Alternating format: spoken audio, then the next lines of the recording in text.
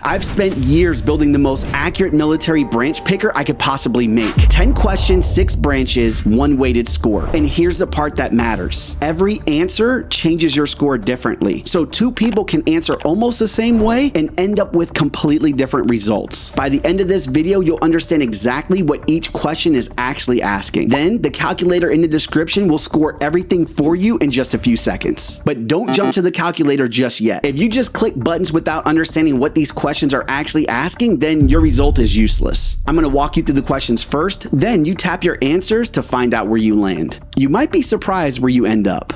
Decision 1, what are you chasing? This is your starting point. Before we get into the details, ask yourself one thing. What do you want the military to give you? Not what sounds impressive, not what someone else thinks you should want, the thing you actually care about most. More choices, bigger adventures, a better career, the full military experience, real-world impact, or future warfare. Pick the one that sounds most true. Decision 2, what sounds most exciting? This is not about what sounds easiest, this is about what naturally grabs your attention. When you picture yourself serving, what world do you actually want to be a part of? Land missions, life at sea, working around aircraft, combat deployments, rescue missions, or space and cyber? Pick the one that makes you lean forward a little. Decision 3, what would you hate most? This question is about the thing that would slowly drain you, because the wrong branch is not always miserable on day one. Sometimes it becomes miserable when you realize the thing you care about most is actually missing. So this could be limited job choices, never leaving home, wasted training, feeling underused, pointless missions, or outdated systems. Pick the one that would frustrate you the fastest. Decision 4, what kind of team do you want? This matters because you're not just picking a job, you're picking the type of people you'll be surrounded by every single day. Some people do better in massive organization. Some people need a tight crew. Some people want professional and technical. Some people want intense and close-knit. So choose a huge organization, a ship crew, a professional workplace, a tight brotherhood, a small response team, or a technical unit. Pick the team you'd actually want to be around. Decision 5, what should your service give you? This is about what makes the time worth it. Not the uniform, not the branch name. When it's over, what do you want to walk away with? A lot of paths, stories worth telling, skills that transfer, confidence under pressure, a mission that matters, or rare technical knowledge. Pick what would make you say, that was worth it. Decision 6, what lifestyle can you handle? Every branch has a downside. This question is not asking what sounds fun, it's asking what you could actually live with when the excitement wears off. This is field problems, months away,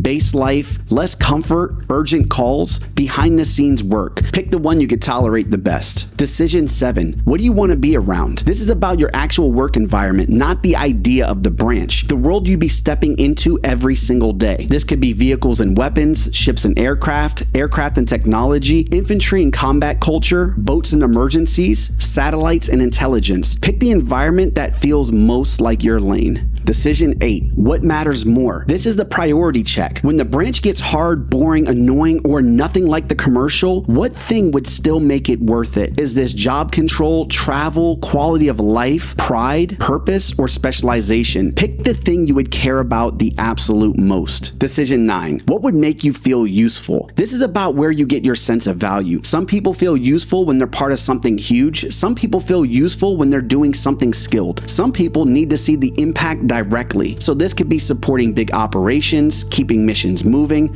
mastering a skilled job, being ready to fight, protecting people directly, or protecting critical systems. Pick the one that would make your work feel like it mattered. Decision 10, pick the trade-off. This is the final reality check. Every branch gives you something. Every branch takes something. So don't pick the best sounding option. Pick the trade-off you can actually live with. A bigger branch for more choices, more time gone for better stories, more rules for a better lifestyle, less comfort for more respect, fewer jobs for a clearer purpose, or less action for higher tech. All right, now you're ready for the calculator, so head to the link in the description, tap in your answers, and get your result. It should only take you a couple seconds, but don't close the video. Once you get your best fit branch, come right back to the video, because getting that result is only half of the answer. The calculator tells you what branch you matched with, but I'm going to tell you what that result actually means, and what you need to watch out for before you take it too seriously. So go get your result and come back with your branch. Man, you got your result, let's go. So find your branch and listen carefully, because every result has a strength and a warning. If you got Army, your result is basically saying you want the biggest sandbox. The Army is the branch for people who don't want one narrow lane. You want options, you want room to move. You want the ability to go combat arms, aviation, medical, intel, logistics, cyber, mechanics, leadership, whatever direction you end up growing into.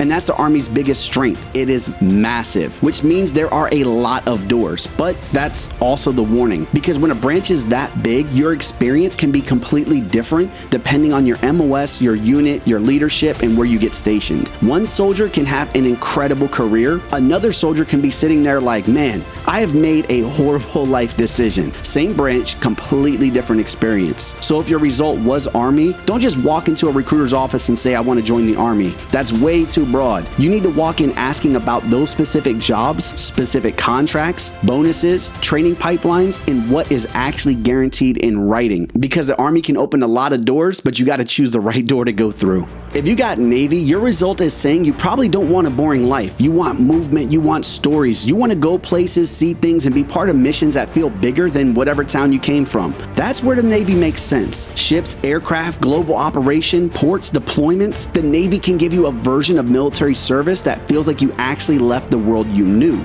But here's the warning. Travel is not vacation, deployment is not a cruise. Being stuck on a ship with the same people, the same routine, the same passageways, and nowhere to escape can wear people down fast. That's the part people romanticize until they're actually living it. So if your result was Navy, you need to ask yourself honestly, do you want to travel badly enough to accept the cost of being gone? Because the Navy will give you stories that most people never have. But you're going to pay for those stories with time, distance, and a lifestyle that's not for everybody. If you got Air Force, your result is saying you probably care about the long game. You're not just thinking about joining, you're thinking about what your life looks like while you're in, and what your life looks like after you get out. That's where the Air Force makes sense. Better quality of life, technical training, aircraft, cyber, medical, intel, maintenance, skills that can actually mean something when the uniform comes off. And let me be clear, this is not soft, this is smart. But here's the warning, if you're looking for the most intense, dirt-covered, full-send military experience possible, the Air Force may not give you that feeling. You might get the career value, you might get the stability, you might get the better lifestyle, but you may not get that warrior culture identity that some people are chasing. So if your result was Air Force, don't feel bad about it. Just be honest. Are you joining because you want the military to set you up,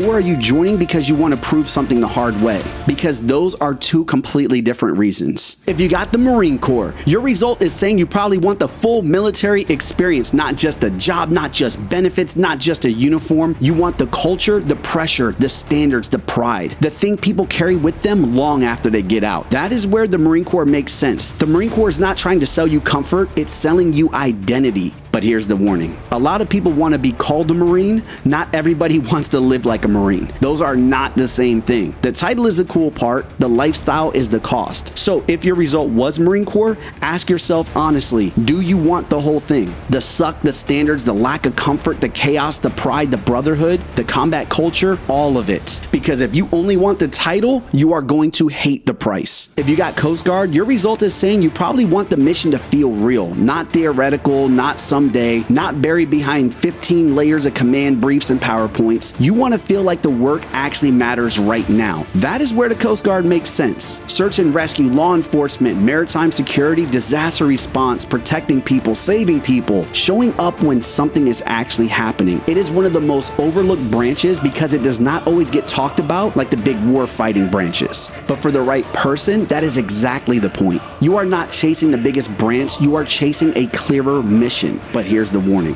The Coast Guard is smaller. That can be a strength, but it also means fewer job paths, fewer options, and a different military experience than what most people picture. So if your result was Coast Guard, ask yourself, do you want the giant military machine, or do you want a mission you can actually see? Because if purpose matters more than size, Coast Guard can make a lot more sense than people realize. If you got Space Force, your result is saying you probably care more about the future of war than the old picture of it. You are probably not chasing tanks, mud, rifles, and sleeping in the woods. You're thinking about satellite, cyber, intelligence, missile warnings, communication systems, and the stuff happening behind the scenes that most people never see. That's where the Space Force makes sense. It's not the traditional military fantasy. It is specialized, it is technical, and for the right person, person, that's the entire appeal. But here's the warning. If you want action in the way most people imagine military action, this may disappoint you. A lot of the important work is not loud, it's not dramatic, it's not something your friends will instantly understand when you explain it. So if your result was Space Force, ask yourself, do you want the military experience that people recognize? Or do you want to work on the systems that future war may depend on?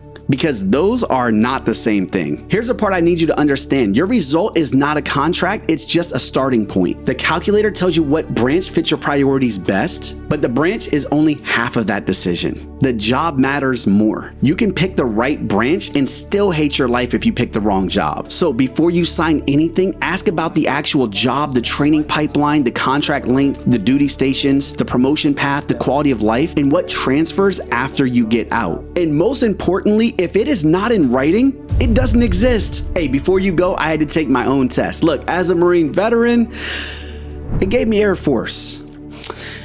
Yeah, so that should tell you something. Hindsight is 20/20, okay? Now I want to know what you guys got. Drop your results in the comments and tell me if it actually fits you. And if this did help you, consider being a channel member. Projects like this take time to build, test, fix, and make useful, and memberships let me keep making things to help out other people. Either way, I appreciate you all taking the test, and as always, a video is gonna pop up on your screen I made just for you. And until next time, see ya!